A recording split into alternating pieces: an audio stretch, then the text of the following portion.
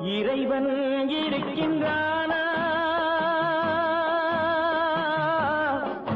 மனிதன் கேட்கிறான்.